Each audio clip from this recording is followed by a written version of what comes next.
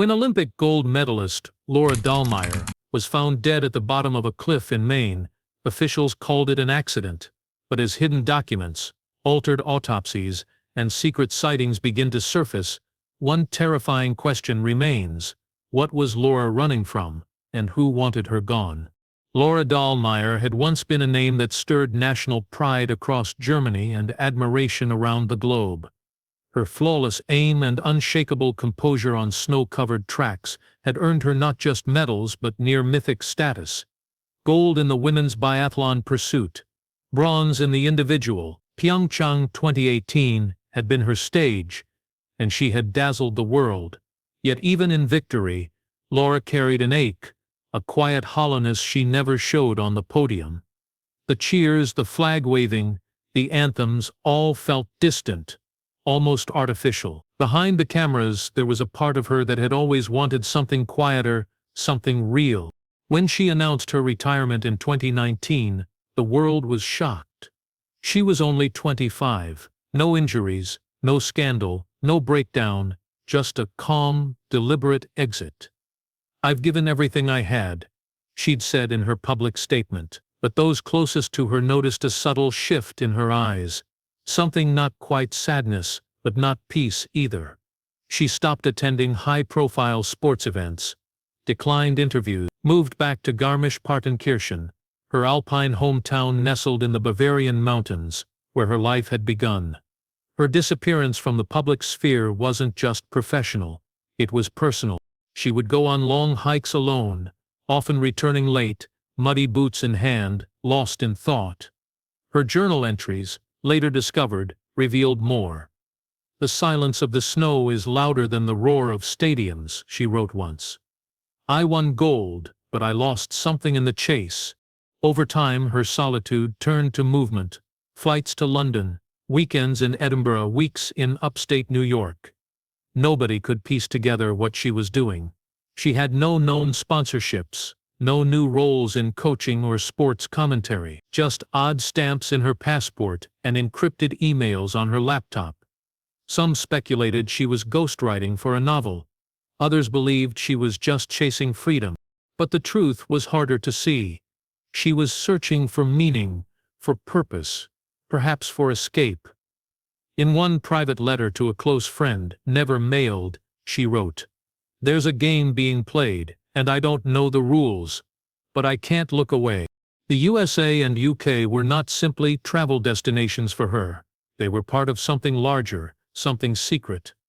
In London, she had quietly attended closed-door psychology seminars, courses usually reserved for high-level military personnel and intelligence operatives. Posing as a performance consultant, she passed unnoticed among sharp suits and silent observers. No one questioned the presence of a former athlete until she began asking questions herself. There was a quiet intensity about her that couldn't be shaken. She listened more than she spoke, observed, absorbed, remembered.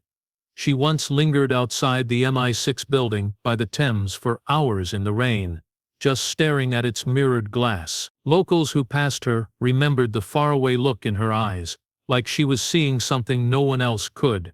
In New York, she visited a supposedly abandoned training site linked to psychological resilience programs once tested during the Cold War.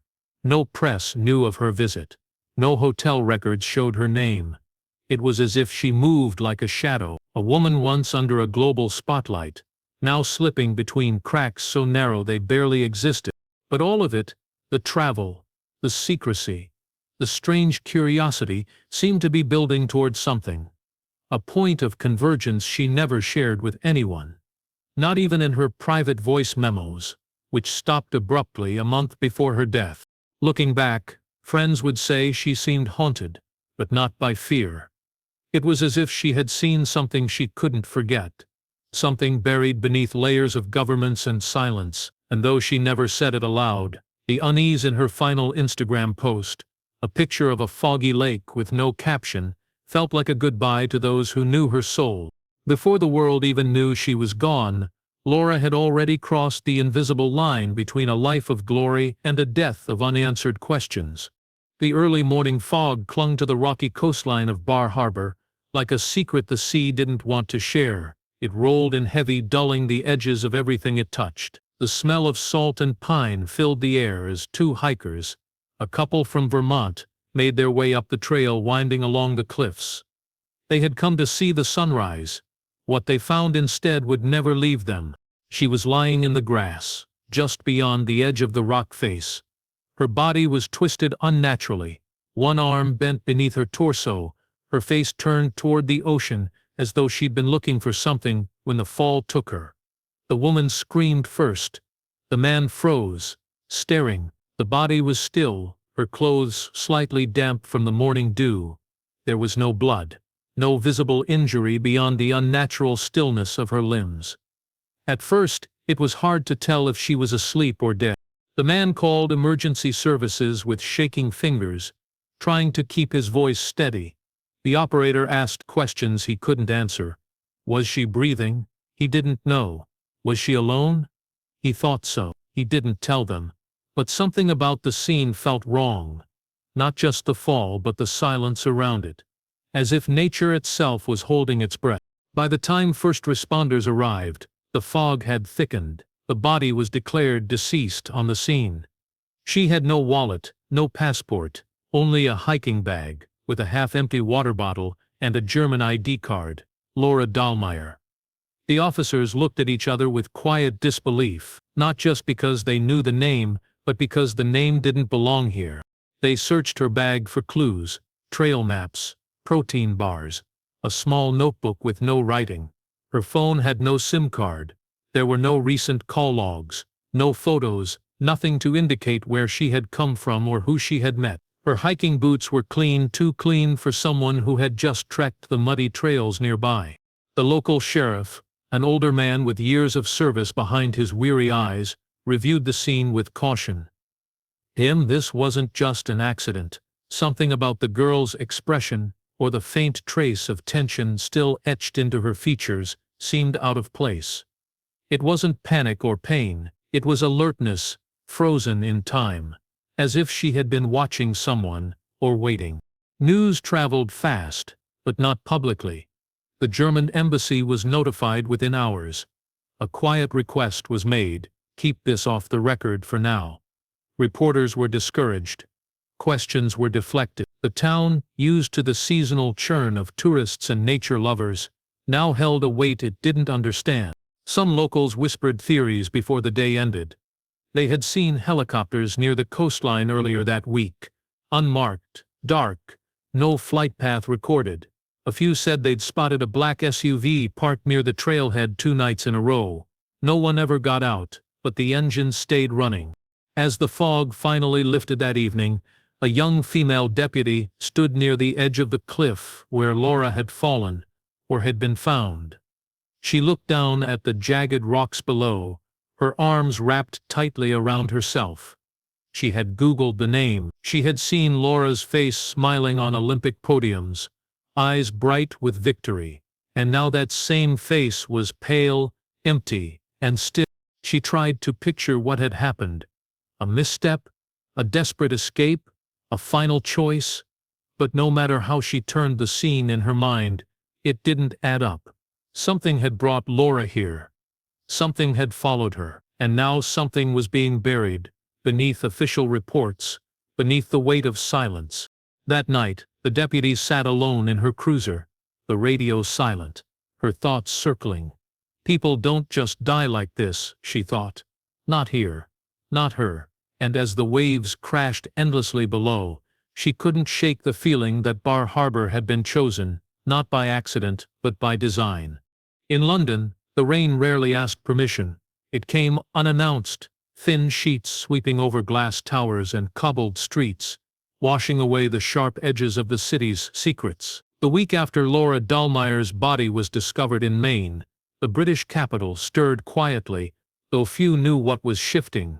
Across the Thames, in a narrow office wedged between a law firm and a language school, a journalist named Isla Reed sat hunched over her laptop, blinking at the name that had just appeared in an encrypted message. Laura Dahlmeier. Isla had covered sports years ago. Olympics, World Cups, victories and failures written with flair and deadlines. Laura's name was once golden, her triumphs a joy to report. But what was her name doing in this new folder of leaked documents marked Spectre Private? Why was her signature on a clearance log from a high-security think tank in Surrey? Isla's hands trembled slightly as she clicked through the files. They weren't the usual scraps of military jargon.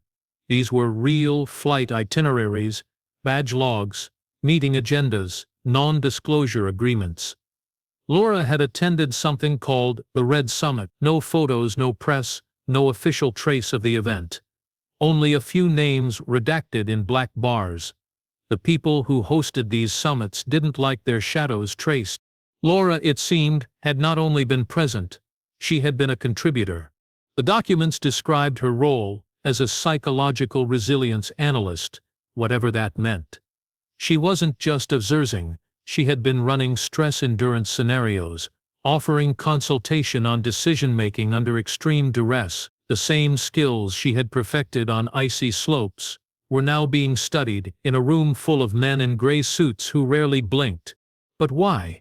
Why her, and why so secret? Isla leaned back, exhaling. Something about it didn't sit right.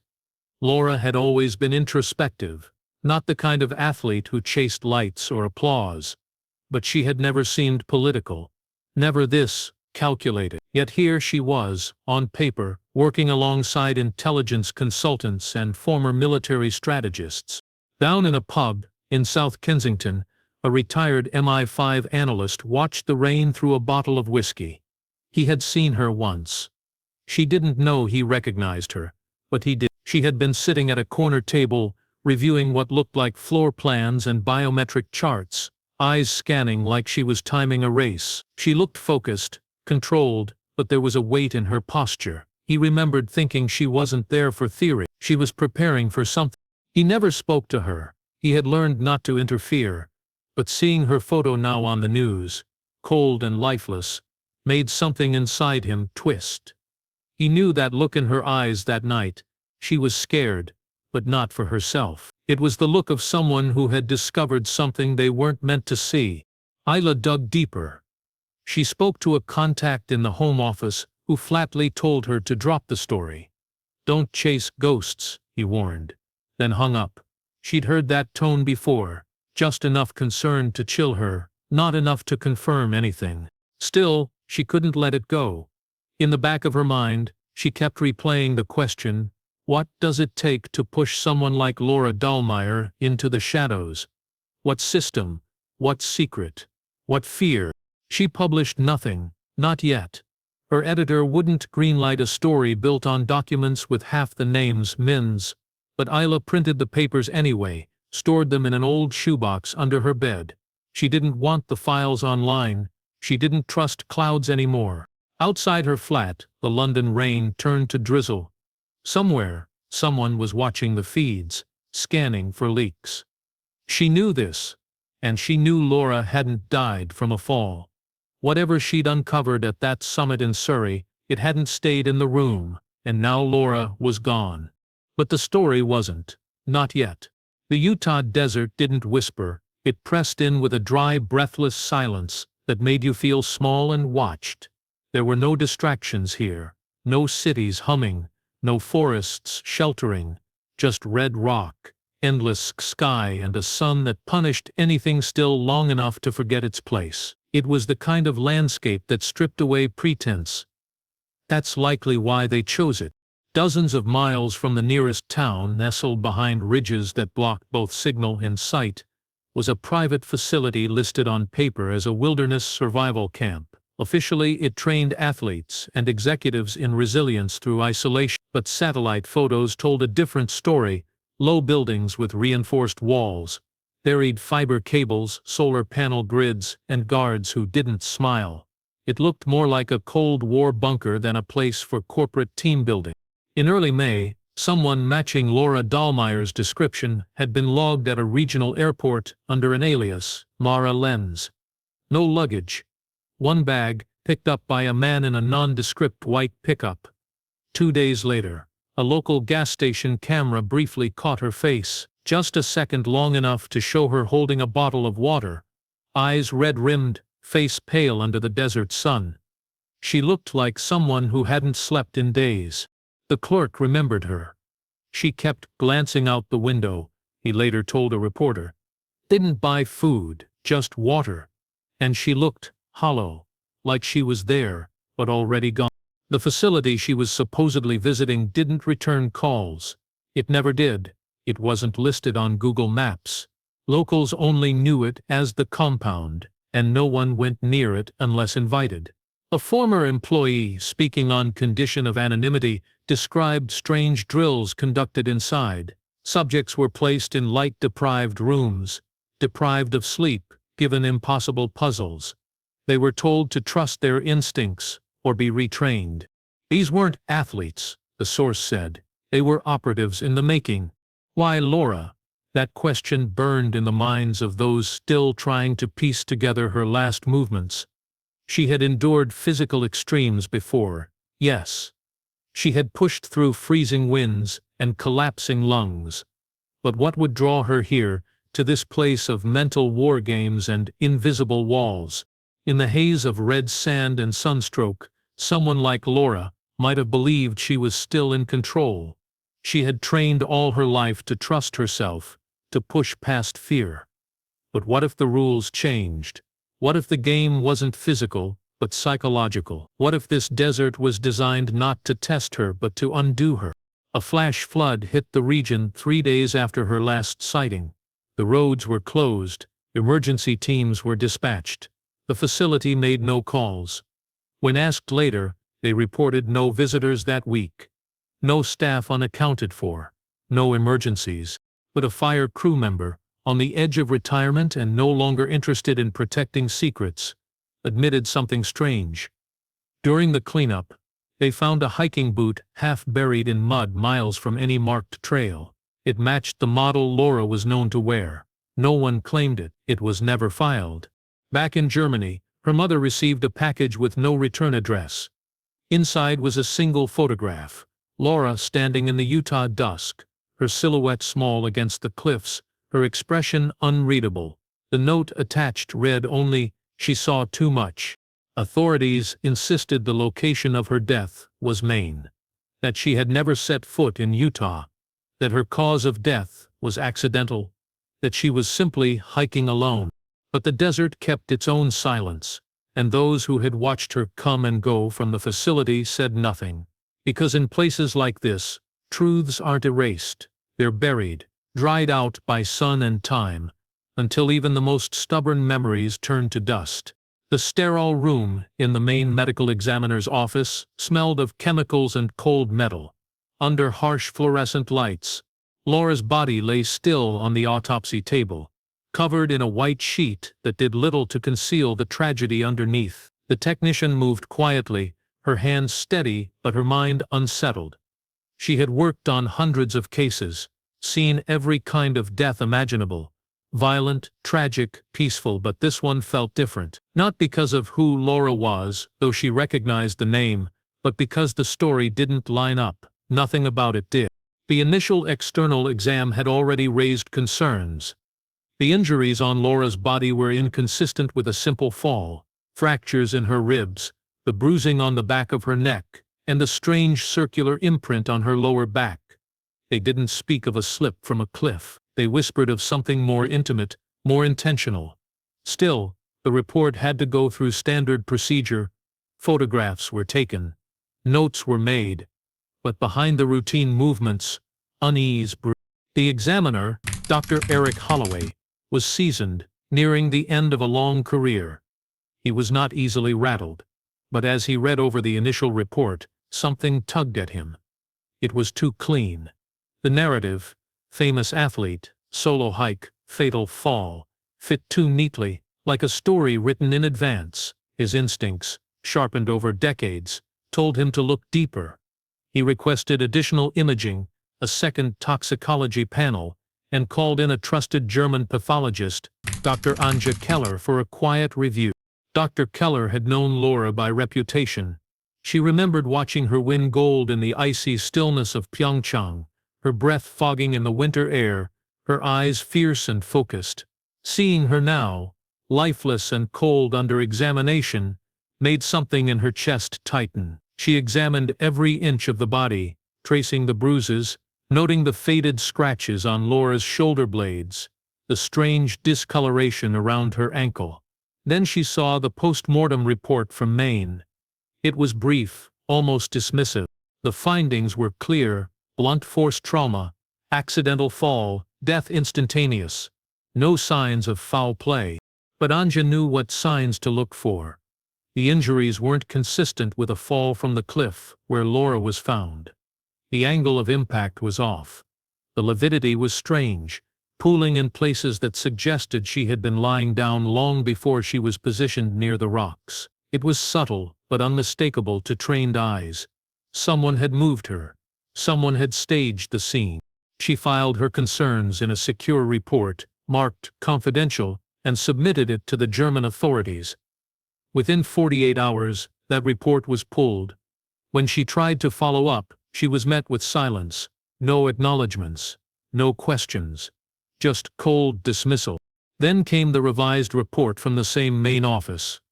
The second autopsy had apparently been conducted. It contradicted the original findings and completely ignored the evidence Anja had uncovered. The official line, "Death by misadventure, no further investigation required." Anja didn't sleep for 2 nights after reading it. She felt complicit somehow, though she had done nothing wrong. Her emails to the U.S. team were left unanswered. She began to feel watched: unmarked cars outside her apartment, strange glitches on her phone, a persistent hum in her landline when she picked up. Paranoia, maybe, or maybe not. In Germany, Laura's funeral was closed casket, a brief ceremony. No press allowed. Friends who had known her for years said nothing publicly, their grief private, restrained. Some hadn't even been notified until the burial was complete. The speed of it all felt deliberate, like someone wanted it done and buried, literally and figuratively. The body was gone. The records were sealed. The questions were buried. But in a quiet lab in Berlin, Dr. Keller kept a copy of her original notes in a locked drawer, along with a single photograph from the autopsy. Laura's hand bruised and curled, as if trying to hold on to something she could no longer reach. And still, the silence deepened. In a quiet California town just outside Sacramento, the summer air hung heavy with the scent of jasmine and sun-warmed asphalt. The days moved slowly there, like the hours had given up chasing anything. It was a place people passed through, not a place where international mysteries took root. And yet, it was there. 1 week after Laura Dahlmeier's death had been officially confirmed, that a woman stepped forward with a story that no one wanted to believe. Her name was Melanie Brooks, a former trauma nurse turned yoga instructor, living a quiet life trying to forget the things she had seen in war zones and emergency rooms. She didn't read the news much anymore, rarely turned on the television, but one evening, while scrolling through social media, a photo stopped her cold. It was the news of Laura's death, accompanied by a familiar face. Melanie stared at the image, heart skipping, breath catching.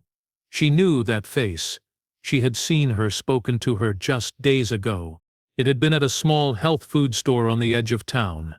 Melanie remembered the encounter in vivid detail. A tall woman with tired eyes, sunburned cheeks, and a noticeable tension in the way she held her body. She wore a baseball cap pulled low, sunglasses even indoors. Still, something about her had felt familiar, like a memory trying to surface.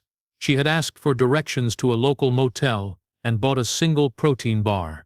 At the register, she hesitated, as though unsure whether to speak. She asked if there were any private places to stay nearby.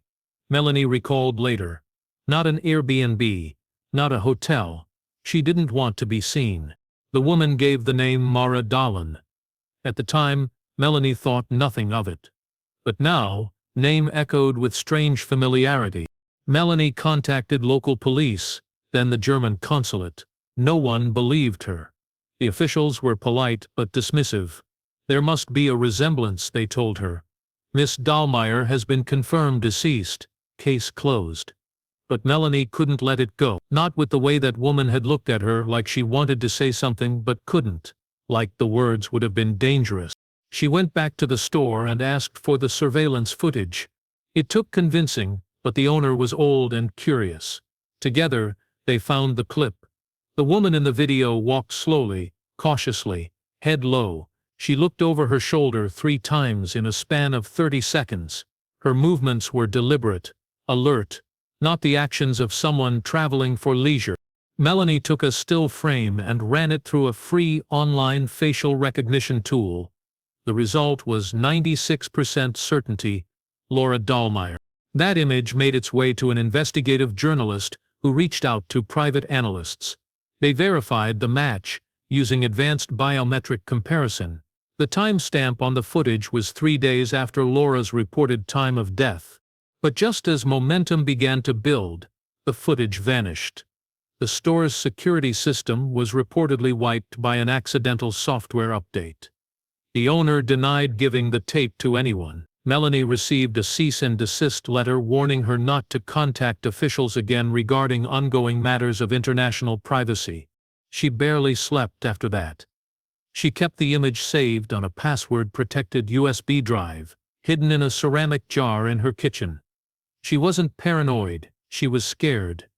The kind of fear that doesn't feel dramatic or sudden, but slow and creeping, like water rising beneath a door. If the woman she met wasn't Laura, then who was she? And if it was Laura, what was she running from? Why fake her death? Why come here, to a town no one would look? And why did she vanish again? Melanie knew she would never get answers, but she also knew the truth hadn't been buried. It had slipped away, disguised in silence, walking down a sunlit street in California, wearing a name that didn't belong to her. And no one wanted to find her. 3 months had passed since Laura Dahlmeier's death was first reported, and the world had started to forget. News cycles moved on, medals gathered dust, and the public turned their attention to the next tragedy, the next scandal. But in quiet corners of Germany and the shadowy halls of international agencies, the silence around her case grew heavier, more deliberate, like the weight of a locked door that no one dared to open. Then, without warning, came the official confirmation. A 2-sentence press release from the German Federal Police. Following international cooperation and a comprehensive forensic review, the accidental death of Laura Dahlmeier has been officially confirmed. No further investigation is necessary. It landed like a stone dropped into still water, sharp, flat, and final. No details were offered, no names of investigators, no statements from the U.S. authorities, not even the date of the so-called forensic review. Just a declaration meant to end the story once and for all.